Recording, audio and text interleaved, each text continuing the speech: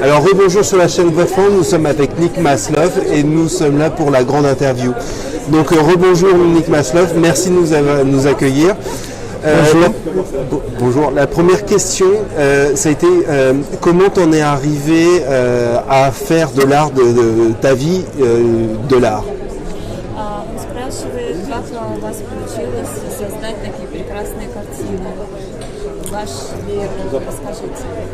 Я профессиональный художник. Я рисую с 3-летнего возраста. У меня 2 образования художественных. Я закончил Московскую среднюю художественную школу. И после этого я закончил школу-студию МХАТ. Это высшее учебное заведение при театре Станиславского, который основал. И всю свою жизнь я занимаюсь живописью. Я дальше продолжу потом. Oui, il fait peinture depuis 3 ans. Et il a commencé en fait la peinture, c'est sa vie. Et il a commencé à faire études en Moscou. В какой школе Москвы? Московская средняя художественная школа. École de Moscou de peinture. Et потом? Школа-студия ВУЗ. Et après l'école plus grande de peinture en Moscou.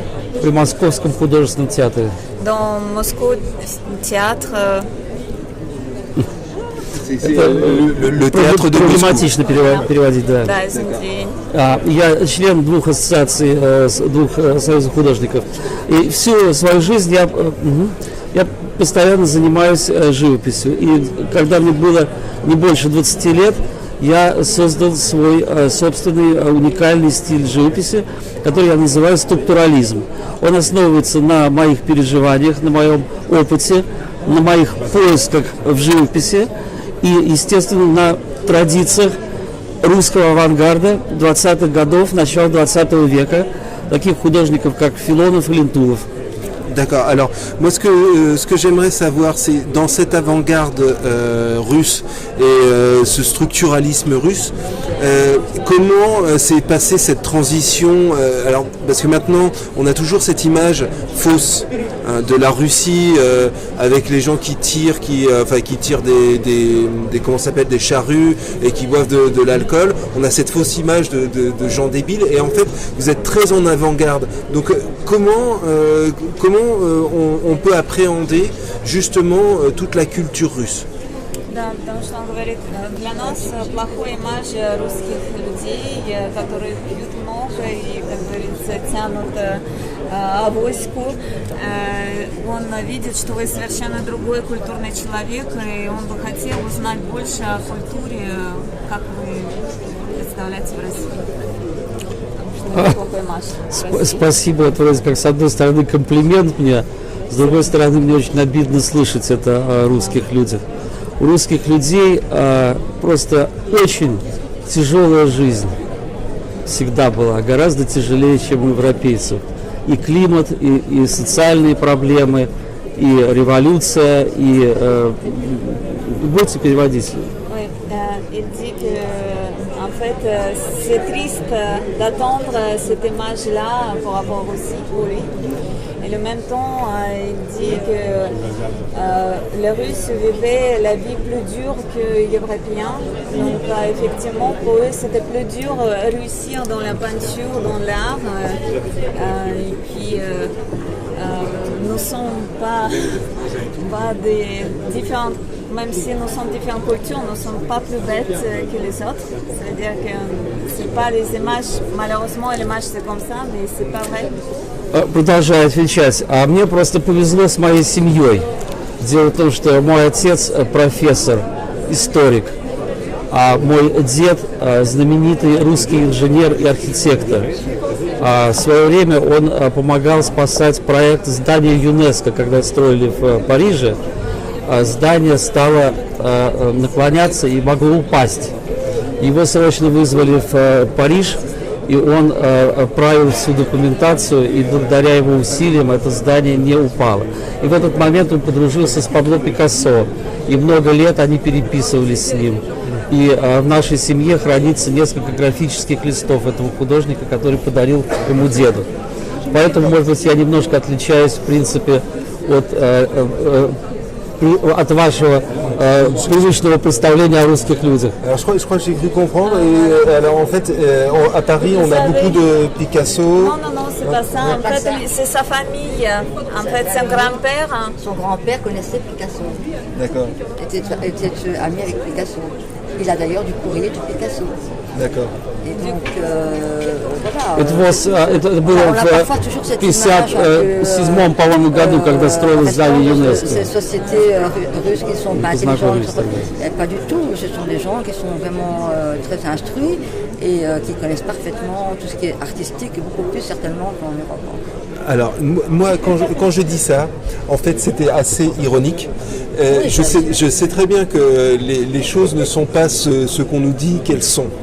Hein, mais j'aimerais bien, j'aime bien ce regard que l'on puisse avoir sur justement, on nous montre beaucoup, il y a beaucoup de outre-Atlantique, de musique outre-Atlantique, de musique anglo-saxonne, et on a très peu de films,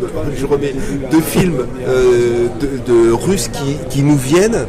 On a très peu de musique qui nous viennent, très peu d'art qui vient. En fait, c'est comme si cette barrière qui existait avant, cette barrière russe, ce voile russe existe encore, mais là, il est plus dans les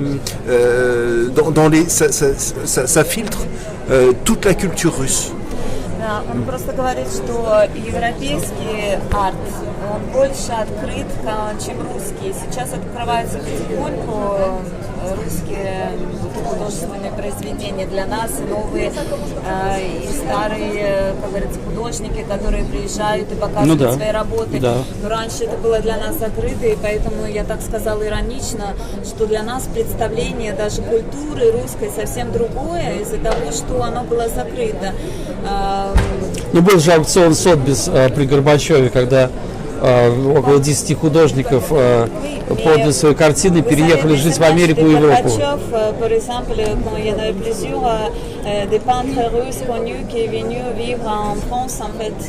Вы знаете имена двух художников, самых высоко продаваемых сейчас? Это Эрик Булатов и Кабаков.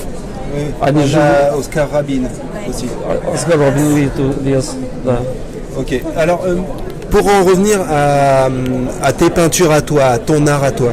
Alors, tes peintures, c'est un jardin. Ce sont tu les appelles même pas des peintures, ce sont des structures. Et du coup, quel rapport ça a avec la floraison? Comment tu fais ce rapport-là dans tes peintures ou tes structures? Он говорит, ты называешь свои художественные произведения структурными. Да, структурализм. И да. Почему именно структурные? Почему именно структурные? Потому что они имеют структуру. Дело в том, что на самом деле я считаю, что все художественные теории, они возникают, основываются на психотипе художника. Toutes les théories des peintres, ça devient des psychotypes, stéréotypes des peintres, en fait. Donc, si j'ai bien compris, il a inventé cette structure en 20 ans, puisque c'est lui qui a inventé, et du coup, il s'exprime par cette manière-là. Для меня создание этих картин, с одной стороны, это сложная, длительная, очень интересная игра, когда вы составляете свой холст из маленьких мазков. Pour lui, c'est comme on jouait. En fait, il puzzle petit à petit, il structure son peinture en grand. Mais pour lui, c'est comme on jouait en français. Les possède, c'est comme un petit jouet, petit à petit. А с другой стороны, когда вы уже начали этот холст, он превращается в плоть. Это как тело, это как клетки. И эта плоть уже начинает сама жить на этом холсте, иногда подсказывая тебе что-то, иногда отказываясь слушаться, и тебе приходится бороться с ней, потому что это превращается в некое живое существо.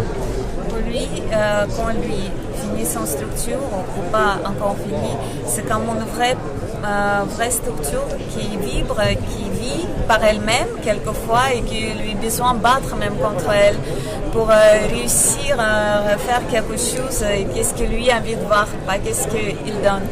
D'accord. Donc en fait, tu essayes de dompter ton tableau, ton œuvre. C'est vraiment un rapport de domination, dominant-dominé avec ton art. Это значит, что ты хочешь, что она против тебя иногда может пойти.